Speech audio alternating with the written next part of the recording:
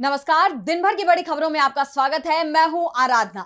आज इस बुलेटिन में बात होगी राहुल की यात्रा से घबराई बीजेपी की, उपराष्ट्रपति चुनाव को लेकर बीजेपी की बड़ी चिंता की, देखेंगे क्यों एसआईआर को लेकर चुनाव आयोग की चुप्पी पर उठ रहे हैं सवाल, पीएम सीएम बिल पर 13 दिन बाद भी क्यों जेपीसी का नहीं हुआ गठन, जानेंगे बिहार चुनाव से पहले जेडीयू में किसने की बगावत, और बुलेटिन के आखिर में देखेंगे जाने माने कार्टूनिस्ट इरफान की किस खबर पर पड़ी तिरछी नजर। लेकिन दिन भर की तमाम बड़ी खबरों से पहले एक नजर आज की सुर्खियों पर। निलंबन के एक दिन बाद के कविता ने बीआरएस से दिया इस्तीफा, केटी रामाराव को दी करीबियों से सावधान रहने की सलाह। कविता ने जताई थी बीआरएस के बीजेपी में विलय होने की संभावना। बीजेपी अध्यक्ष के चुनाव से पहले तेज हुई हलचल, वसुंधरा राजे सिंधिया की मोहन भागवत से मुलाकात, अध्यक्ष पद की दौड़ में शामिल है राजे। गृह मंत्रालय ने जारी किया नया आदेश, बिना पासपोर्ट के रह सकेंगे 31 दिसंबर 2024 तक भारत आए शरणार्थी। पाकिस्तान, अफगानिस्तान और बांग्लादेश से आए 6 अल्पसंख्यकों के लिए लागू होगा नियम। हरे निशान पर बंद हुआ शेयर बाजार, 409 अंकों की बढ़त के साथ 80,567 पर बंद हुआ सेंसेक्स, वहीं 135 अंकों की बढ़त के साथ 24,715 पर बंद हुआ निफ्टी। ये तो थी सुर्खियां। अब बात आज की सबसे बड़ी खबर की। राहुल गांधी की वोटर अधिकार यात्रा का असर बीजेपी पर दिखाई दे रहा है। पार्टी के नेता राहुल की यात्रा के असर को कम करने की कोशिश में जुटे हुए हैं। बिहार बंद तक बुला लिया गया है तो दिल्ली में अमित शाह ने पार्टी के सभी बड़े नेताओं को बुला लिया। अब शाह ने खुद बिहार चुनाव के लिए पार्टी की कमान अपने हाथ में ले ली है। तो कैसे राहुल की यात्रा ने बढ़ा दी बीजेपी की मुसीबत, देखिए इस रिपोर्ट में। वोटर अधिकार यात्रा के बाद से ही बिहार का माहौल बदल गया है। बीजेपी को सत्ता हाथ से फिसलने की चिंता दिख रही है। यात्रा में जिस तरह से राहुल गांधी को समर्थन मिला, उससे बीजेपी के वोट बैंक में ही सेंध लगती दिख रही है, क्योंकि ये माना जाता है कि बिहार में बीजेपी के पास जो वोट है वो पहले कांग्रेस का कोर वोटर था। कांग्रेस के कमजोर पड़ने के चलते वो बीजेपी की तरफ चला गया था, लेकिन राहुल गांधी की यात्रा से वो एक बार फिर कांग्रेस की तरफ लौट रहा है, जिसके बाद से बीजेपी दबाव में दिखाई दे रही है। प्रधानमंत्री नरेंद्र मोदी के जल्दी बिहार के दौरे की प्लानिंग हो रही है, तो वहीं अमित शाह ने दिल्ली में बड़ी बैठक बुला ली। शाह के घर हुई बैठक में डिप्टी सीएम सम्राट चौधरी, विजय सिन्हा, बिहार बीजेपी प्रभारी विनोद तावड़े, केंद्रीय मंत्री गिरिराज सिंह और नित्यानंद राय समेत तमाम दिग्गज नेता मौजूद रहे। ये बात तो आपको पता ही होगी कि 17 अगस्त से 1 सितंबर तक राहुल गांधी ने बिहार में वोटर अधिकार यात्रा निकाली थी। वोटर लिस्ट में कथित अनियमितताओं को लेकर उन्होंने बीजेपी और चुनाव आयोग पर गंभीर सवाल उठाए थे। राहुल ने कहा था कि अगर वोट चोरी नहीं हुई तो बीजेपी कोई चुनाव नहीं जीत सकती और इंडिया गठबंधन इस बार बिहार में वोट चोरी नहीं होने देगा। राहुल के ऐलान के बाद से ही बीजेपी भी वोटिंग लिस्ट को लेकर सवाल उठा रही है, यानी बीजेपी अब अपने ही जाल में उलझ रही है। इस बीच बीजेपी ने 4 सितंबर को बिहार बंद बुलाया है, लेकिन इस पर सवाल उठने शुरू हो गए हैं। आखिर सत्ताधारी दल को बिहार में बंद बुलाने की जरूरत क्यों पड़ गई? राहुल की यात्रा से बीजेपी घबराई हुई है तो चिंता उपराष्ट्रपति चुनाव को लेकर भी बढ़ी हुई है। 9 सितंबर को देश को नया उपराष्ट्रपति मिल जाएगा। राजनीतिक गलियारों में चर्चा इस बात को लेकर गर्म है कि आखिर दोनों उम्मीदवारों में से जीत किसकी होगी। इस बीच शिवसेना यूबीटी के मुखपत्र सामना में चुनाव की संभावनाओं और गणित को लेकर दावा किया गया है कि इस बार इंडिया गठबंधन के उम्मीदवार की जीत हो सकती है, जिससे एनडीए खेमे में खलबली मच गई है। देखिए ये रिपोर्ट। राजनीतिक गलियारों में इन दिनों उपराष्ट्रपति चुनाव को लेकर सरगर्मियां तेज हैं। 9 सितंबर को होने वाले चुनाव को लेकर बीजेपी भले ही अपनी जीत का दावा कर रही है, लेकिन राजनीतिक जानकार इसे एक बड़ा खेल मान रहे हैं। ये दावा किया गया है शिवसेना यूबीटी के मुखपत्र सामना में। मुखपत्र के संपादकीय में लिखा गया है कि प्रधानमंत्री नरेंद्र मोदी की कार्यशैली से नाराज बीजेपी के ही कुछ सांसद क्रॉस वोटिंग कर सकते हैं, जिससे एनडीए को हार का सामना करना पड़ सकता है। संपादकीय में आगे लिखा गया है कि उपराष्ट्रपति पद पर काबिज होने वाला व्यक्ति राज्यसभा का सभापति भी होता है। ऐसे में अगर इंडिया गठबंधन के उम्मीदवार की जीत होती है तो बीजेपी को अविश्वास प्रस्ताव का डर सता सकता है।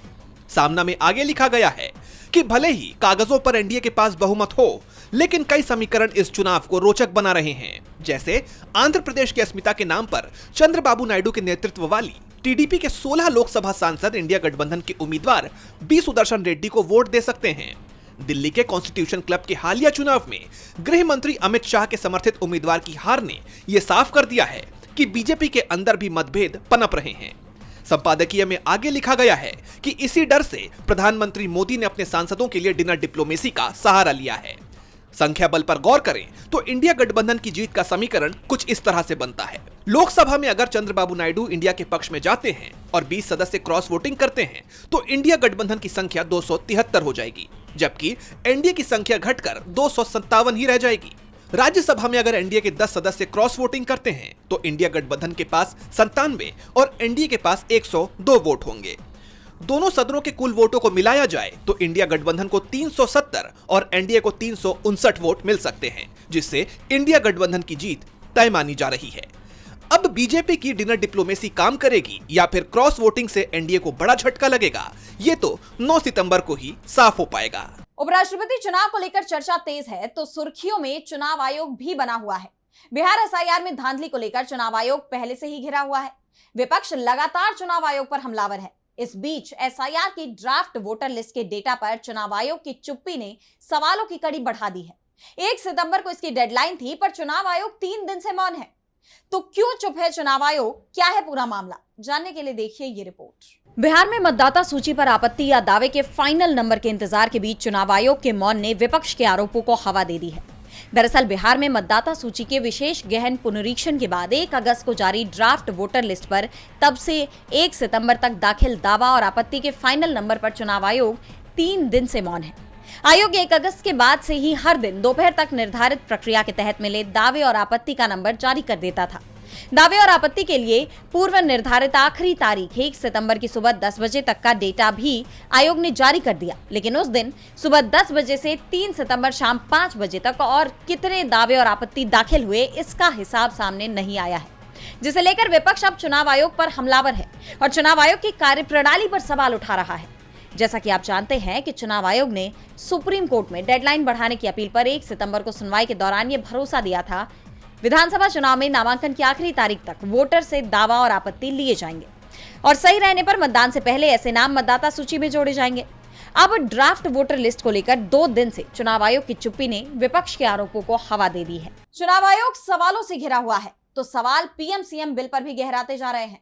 विपक्ष के विरोध के बाद सरकार ने यह बिल जेपीसी यानी ज्वाइंट पार्लियामेंट्री कमेटी को सौंप दिया। इस मामले को कुल 13 दिन बीत चुके हैं, लेकिन अभी तक जेपीसी का गठन नहीं किया गया, जिसे लेकर अब सवाल उठ रहे हैं कि क्या 1987 का इतिहास फिर दोहराया जाएगा। तो क्या है पूरी खबर और ऐसा क्या हुआ था सन 1987 में जिसकी अब चर्चा हो रही है, जानिए इस रिपोर्ट में।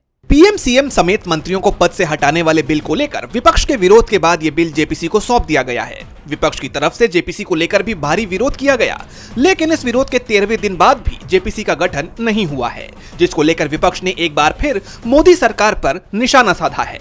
जेपीसी के गठन को लेकर अब भी सियासी घमासान मचा हुआ है। विपक्षी दल इसको लेकर नाराज हैं और अधिकतर विपक्षी पार्टियों ने जेपीसी के बहिष्कार तक का ऐलान कर दिया है। लेकिन अब सवाल यह है कि क्या बगैर विपक्ष के जेपीसी बनेगी? अगर ऐसा होता है तो 1987 वाला दौर फिर से दोहराया जाएगा।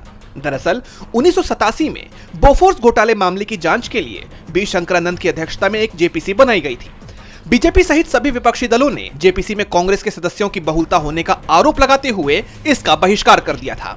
50 बैठकों के बाद अप्रैल 1988 में समिति ने अपनी रिपोर्ट संसद में पेश की, लेकिन विपक्ष ने इसे अस्वीकार कर दिया था। अब सवाल यह है कि क्या विपक्ष एक बार फिर 1987 का इतिहास दोहराएगा और जेपीसी का बहिष्कार करेगा?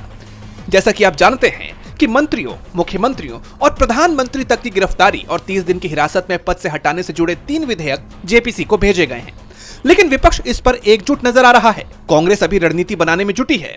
विपक्षी दलों के नेताओं ने साफ कहा है कि हम इस जेपीसी का हिस्सा नहीं बनेंगे। ये लोकतंत्र की प्रक्रिया को कमजोर करने की कोशिश है, इसलिए हम इसका बहिष्कार कर रहे हैं। विपक्ष के विरोध ने मोदी सरकार की मुश्किलें बढ़ा दी हैं, तो मुश्किलें नीतीश कुमार की भी बढ़ी हुई हैं। बिहार विधानसभा चुनाव से पहले उनकी पार्टी जेडीयू को एक के बाद एक झटके लग रहे हैं। पार्टी के मुख्य प्रवक्ता की बगावत के बाद अब 3 बार की पूर्व विधायक और नीतीश की करीबी ने पार्टी का साथ छोड़ दिया, जिससे राज्य में तमाम तरह की सियासी चर्चाओं को हवा मिल गई है। तो किसने बढ़ा दिया अब नीतीश कुमार की टेंशन और क्या चुनाव में एनडीए पर पड़ने वाला है इसका असर, जानेंगे इस रिपोर्ट में। बिहार की राजनीति में इन दिनों उथल-पुथल मची हुई है। सीएम नीतीश कुमार की पार्टी जेडीयू को एक के बाद एक झटके लग रहे हैं। हाल ही में पार्टी की मुख्य प्रवक्ता ने बगावती तेवर दिखाकर जेडीयू की अंदरूनी कलह को उजागर किया ही था कि अब पार्टी को एक और झटका लग गया है।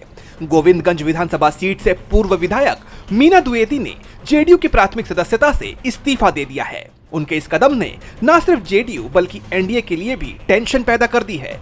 मीना द्विवेदी ने पार्टी से किनारा करने का कारण खुद की और अपने समर्थकों की लगातार हो रही उपेक्षा को बताया है। उनका कहना है कि पार्टी में ना तो उन्हें और ना ही उनके समर्थकों को कोई सम्मान या जिम्मेदारी दी जा रही थी। यह इस्तीफा इसलिए भी चौंकाने वाला है क्योंकि मीना द्विवेदी का परिवार समता पार्टी के वक्त से ही नीतीश कुमार के बेहद करीब रहा है। उनके परिवार से 3 बार विधायक चुने गए हैं और खुद मीना द्विवेदी 2005 से 2015 तक गोविंदगंज का प्रतिनिधित्व कर चुकी हैं। ऐसे में एक पुराने साथी का पार्टी छोड़ना जेडीयू के लिए एक बड़ा नुकसान माना जा रहा है। राजनीतिक जानकारों का मानना है कि मीना द्विवेदी का इस्तीफा सिर्फ एक नेता का जाना नहीं है, बल्कि ये पार्टी के भीतर पनप रहे एक गहरे असंतोष का संकेत है। अब सवाल उठ रहे हैं कि क्या लगातार हो रही बगावतों से नीतीश कुमार चौकन्ने होकर कोई बड़ा कदम उठा सकते हैं? क्या ये दिखाता है कि नीतीश कुमार की पार्टी पर पकड़ अब पहले जैसी मजबूत नहीं रही? क्या ये पूरा घटनाक्रम एनडीए के लिए एक खतरे की घंटी है? ये तो देखना होगा। जेडीयू में हुई बगावत को लेकर बिहार एनडीए में बड़ी फूट की आशंका जताई जा रही है। इस बीच महाराष्ट्र की एनडीए सरकार में भी रार छिड़ गई है। मराठा आरक्षण के मुद्दे पर सीएम देवेंद्र फडणवीस की मुश्किलें लगातार बढ़ती जा रही हैं। पहले मनोज जरांगे ने मराठा आरक्षण की मांग को लेकर विरोध किया। उनकी मांगे मानने के बाद अब फडणवीस अपने ही खेमे में घिर गए हैं। उन्हीं के मंत्री अब उन्हें नाराजगी भरी नजरों से देखने लगे हैं। देखिए ये रिपोर्ट। महाराष्ट्र सरकार मनोज जरांगे की मांगों को मानते हुए मराठाओं को आरक्षण देने को तैयार हो गई है। वहीं इसे लेकर अब सरकार में ही आंतरिक कलह दिखाई दे रही है। देवेंद्र फडणवीस के खेमे में आंतरिक कलह इतना बढ़ गया है कि उनके मंत्रियों ने कैबिनेट की बैठक तक का बहिष्कार कर दिया। मराठा आरक्षण का विरोध करने वाले महाराष्ट्र सरकार में मंत्री छगन भुजबल की नाराजगी बढ़ गई है। ओबीसी नेता भुजबल ने कैबिनेट बैठक बीच में ही छोड़ दी। छगन भुजबल ने सीएम देवेंद्र फडणवीस के फैसले का विरोध करते हुए कहा कि मराठाओं को ओबीसी में लाने के सरकार के फैसले के खिलाफ हम कानूनी राय ले रहे हैं और इस तरह के फैसले की हमने उम्मीद नहीं की थी। मैं और मेरी टीम प्रस्ताव की गहन पड़ताल कर रहे हैं और कानूनी विशेषज्ञों से भी विचार विमर्श कर रहे हैं। विस्तृत अध्ययन के बाद मैं इस मुद्दे पर अपने विचार व्यक्त करूंगा। भुजबल पहले से ही ओबीसी कोटे में मराठों को आरक्षण दिए जाने का लगातार विरोध करते रहे हैं। वहीं अब इस फैसले को लेकर फडणवीस सरकार के ही कई मंत्री खुलकर सरकार के खिलाफ विरोध करते नजर आ रहे हैं, जिसे लेकर अब मुख्यमंत्री देवेंद्र फडणवीस दो तरफा घिर चुके हैं। एक ही सरकार में दो मत होने से टकराव बढ़ता नजर आ रहा है। महाराष्ट्र में अब फडणवीस के मंत्री ही उनके खिलाफ मोर्चा खोल सकते हैं। उन्होंने इसके संकेत भी दे दिए हैं। तो चेतावनी चीन ने भी दी है अमेरिका को। चीनी राष्ट्रपति शी जिनपिंग ने कहा कि अब चीन किसी की धौंस को बर्दाश्त नहीं करेगा। उनका यह बयान ऐसे वक्त पर आया है जब चीन में रूसी राष्ट्रपति पुतिन के साथ ही उत्तर कोरिया के तानाशाह किम जोंग उन भी मौजूद रहे। तीनों नेताओं के एकजुट होने से बौखलाए अमेरिका ने भी बड़ा आरोप लगा दिया है। तो क्या अब ये देश आमने सामने आने वाले हैं?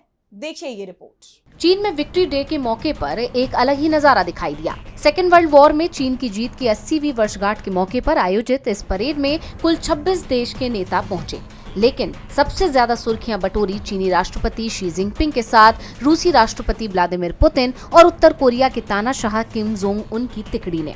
एक तरफ इस मौके पर चीन ने 100 से ज्यादा हथियार, 45 से ज्यादा सैन्य टुकड़ियां और 100 से ज्यादा विमानों के साथ अपना शक्ति प्रदर्शन किया। खास बात ये थी कि इनमें से कई हथियार पहली बार दुनिया के सामने पेश किए गए।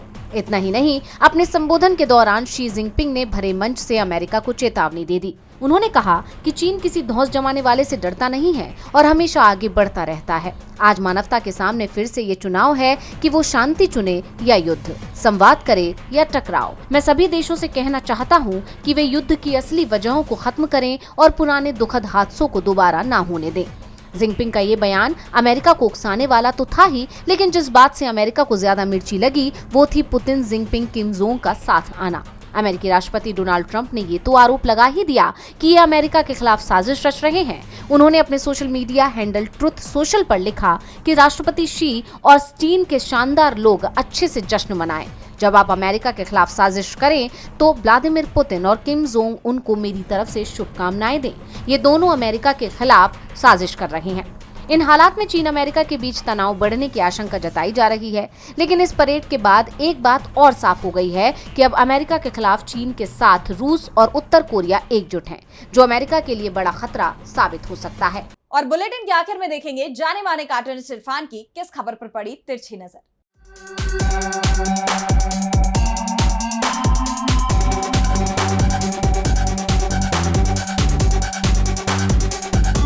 पीएम मोदी अपने कार्यक्रमों की प्लानिंग बहुत पहले से कर लेते हैं, इसलिए उन्होंने इस बार लाल किले से अपने भाषण में ये वाली बात कह दी कि जीएसटी के 4 स्लैबों में से वो 2 स्लैब को हटा देंगे, यानी कि अभी तक 5, 12, 18 और 28 के जो स्लैब होते थे उनमें से अब 28 और 12 के स्लैब को हटा दिया जाएगा। बिहार चुनाव नज़दीक हैं, आप समझ रहे होंगे कि ऐसा क्यों हो रहा है, इसके पीछे क्या कारण हो सकता है। तो पिछले 8 साल से जीएसटी के नाम पर जनता का खून पीने वाली सरकार ने जीएसटी में से सिर्फ 2 स्लैबों को हटाने की बात कही है। तो मौका भी है और दस्तूर भी है।